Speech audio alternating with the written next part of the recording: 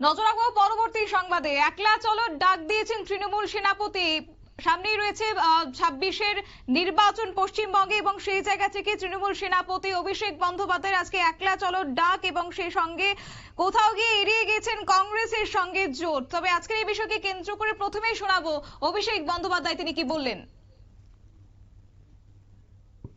तो बोल ही दिया ना दीदी ने, और हम लोग तो अकेले ही लड़े हैं।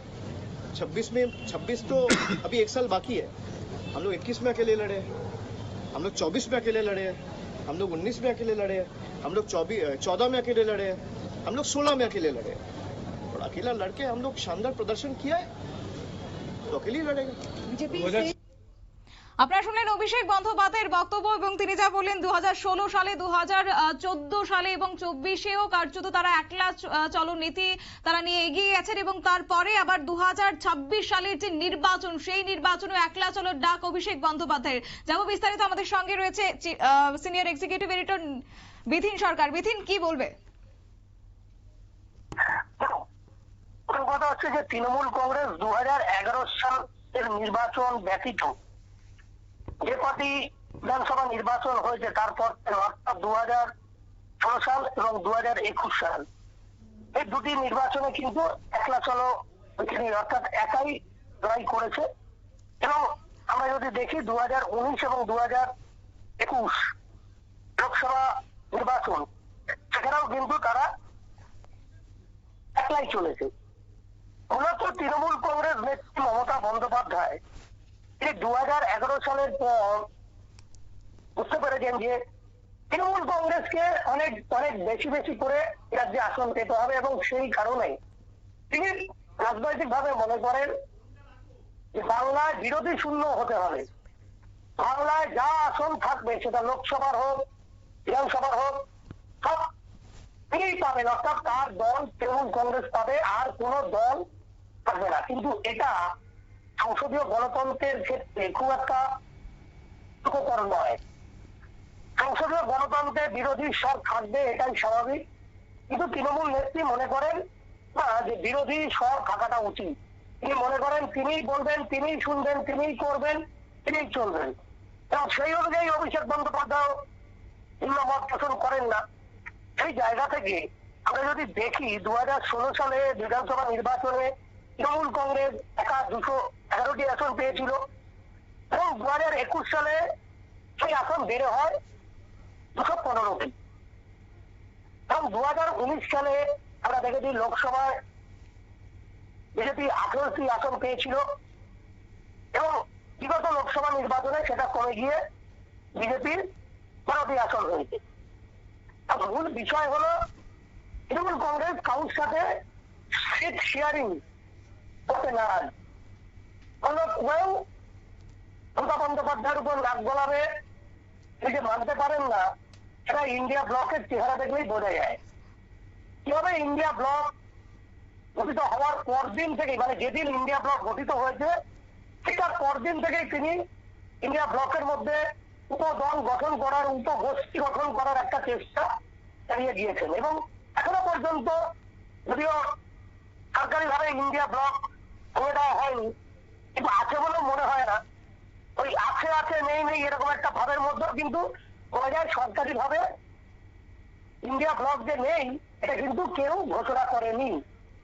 সেই কারণে আমরা দেখবো যে বিভিন্ন সময় বিভিন্ন দলকে কাছে টেনে মূলতই বাচ্চা যে সাংসদ অর্থাৎ অখিলেশ, মানে মমতা বন্দ্যোপাধ্যায়ের কাছে রাজনৈতিক ক্ষেত্রে এবং কূটনৈতিক ক্ষেত্রে হাঁটুরও কম বয়সী এরা। তেজস্বী যাদব, স্টালিন, উদ্ধব ঠাকরে একটু তার সমতুল্য বয়সে, কিন্তু ওই মাথা মেরে নিয়েছে উদ্ধব ঠাকরেরও। পয়সা বড় হলেও শরদ পাওয়ারের কিছু করার নেই, তাকে বিলে খেয়ে নিয়েছে রাজনৈতিক ভাবে।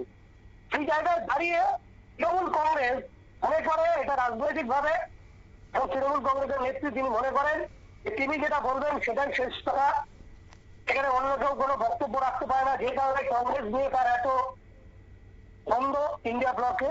সেই জায়গায় আগামী 26 সালে বছর ঘুরলেই পশ্চিমবাংলার বিধানসভা নির্বাচন, এবং সেই নির্বাচনেও একদমই এই কথাই বলেছে অভিষেক বন্দ্যোপাধ্যায় যে তৃণমূল কংগ্রেস একা লড়বে, কারণ তার সাথে জোট করে তৃণমূল কংগ্রেস লড়ার মতো মানসিকতা রাখে না, সেটা ইন্ডিয়া ব্লকের চেহারা দেখলেই বোঝা যায়। ইন্ডিয়া ব্লক হলেও রাজ্যে গত লোকসভা নির্বাচনে বামেদের সঙ্গে জোট করার কোনো প্রশ্নই নেই। কিন্তু কংগ্রেসের সাথেও একটি সিটও মমতা বন্দ্যোপাধ্যায় শেয়ার করেনি। সেটা অন্য কোনো শরিক। আর যদি সমাজবাদী পার্টি, তাদেরও কিন্তু ক্ষুদ্র ক্ষুদ্র হলেও বাংলায় ভোটার আছে, হিন্দিভাষী ভোটার তাদের আছে, কিন্তু কারোর সাথে সিট শেয়ারিং করেননি তিনি। তাই এটা আশ্চর্যের কিছু নয়, বা এটা রাজনৈতিক ভাবে এটা অভিষেক বন্দ্যোপাধ্যায় যে বক্তব্য রেখেছে তারপরে তাহি রক করার কিচ্ছু নেই, এটাই স্বাভাবিক। তৃণমূল কংগ্রেস অন্য কোন রাজনৈতিক দলের অস্তিত্ব স্বীকার করে না এবং তাদের সঙ্গেও স্বীকার করে না। একেবারে বিথিন, সেই জায়গা থেকে আজকে তৃণমূল সেনাপতি তিনি যে একলা চলোর ডাক তিনি দিয়েছেন এবং সেই জায়গা থেকে কংগ্রেসের সঙ্গে জোটের সম্ভাবনা রয়েছে, তাহলে এই যে 2026 সেনাপতির বক্তব্যটা আমরা না ব্যবহার করাই ভালো। এটা একটি বাংলার একটি বিশেষ সংবাদপত্রের তৈরি করা একটি বক্তব্য। এই কথাটি আমরা কোন একটি সংবাদ মাধ্যম এই কথাটি আমরা ব্যবহার করবো না। একেবারে ধরো অভিষেক বন্দ্যোপাধ্যায়, সাংসদ অভিষেক বন্দ্যোপাধ্যায় বা তৃণমূল কংগ্রেসের সাধারণ সম্পাদক অভিষেক বন্দ্যোপাধ্যায় কি বলেছে সেটা নিয়ে প্রশ্ন করতে পারো, কিন্তু সেনাপতি রাজনীতিতে সংসদীয় গণতন্ত্রের ইতিহাসে সেনাপতি বলে কিছু হয় না। ঠিক তাই বিথিন, সেই ক্ষেত্রে 2026 সালে বাংলায় যেহেতু নির্বাচন রয়েছে, তবে কি সেখানে বাংলাতে ফের একবার বাম কংগ্রেসের জোটের ইঙ্গিত? সেটাও এখন বীজ বদলে। তার কারণ আমরা যদি বিগত উপনির্বাচন গুলো দেখি, রাজ্যে প্রায় 7টা থেকে 8টা উপনির্বাচন হয়েছে এই লোকসভা নির্বাচনের পরপর সময় দাঁড়িয়ে। একটি নির্বাচনেও কিন্তু কংগ্রেস এবং বামেরা তারা জোটবদ্ধভাবে লড়াই করেনি, তারা এখন মানে আলাদা আলাদা ভাবেই বামেরা বামফ্রন্টগত ভাবে লড়াই করেছে, কংগ্রেসের মতো লড়াই করেছে। এবং বাংলা কংগ্রেস অর্থাৎ প্রদেশ কংগ্রেস যেটাকে বলা হয়, প্রদেশ কংগ্রেস এবং বামেরা অর্থাৎ বাম বলতে তো আর দলগুলো ঠিক জিরো, সেই জায়গায় দাঁড়িয়ে ওই শুধু সিপিএম বলাই ভালো। সেই জায়গায় দাঁড়িয়ে সিপিএম এবং কংগ্রেসের মধ্যে আগামী দিনে বিধানসভা নির্বাচনে জোট হবে কিনা সেটাও এই মুহূর্তে দাঁড়িয়ে খুবই বড় রাজনৈতিক বিশ্লেষক বাংলার বর্তমান রাজনৈতিক পরিস্থিতি বিগত উপনির্বাচনগুলো বিশ্লেষণ করে বলতে পারবে না যে এখনই দাঁড়িয়ে বলা এটা সম্ভব যে 26 সালের বিধানসভা নির্বাচনে বাম কংগ্রেস একসাথে লড়াই করবে। তার কারণ ইতিমধ্যেই কংগ্রেস এবং বামেদের মধ্যে রাজ্যসভার সাংসদ বিকাশ রঞ্জন ভট্টাচার্য, আইনজীবী বিকাশ রঞ্জন ভট্টাচার্যের মন্তব্যকে কেন্দ্র করে তিক্ততা যথেষ্ট বেড়েছে। তাই প্রতিদিনই বাংলার কোনো না কোনো সংবাদ মাধ্যমে কোনো না কোনো সিপিএম নেতা কংগ্রেসের উদ্দেশ্যে কটু কথা বলছে, আবার তার পাল্টা জবাব দিচ্ছে প্রদেশ কংগ্রেস।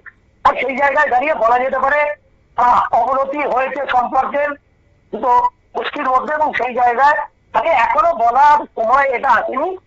2026 এখনো মানে সময়ের নিরিখে বেশি দূর না হলেও রাজনৈতিক প্রেক্ষাপটে এখনো অনেকটা দেরি।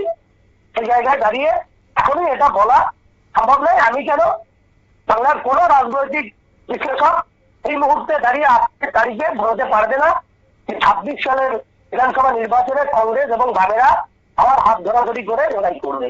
ধন্যবাদ বিথিন।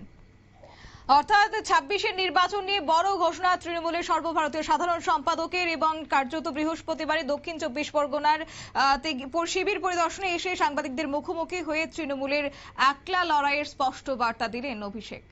নিয়ে নিচ্ছে ছোট্ট একটি বিজ্ঞাপন বিরতির সঙ্গে থাকুন।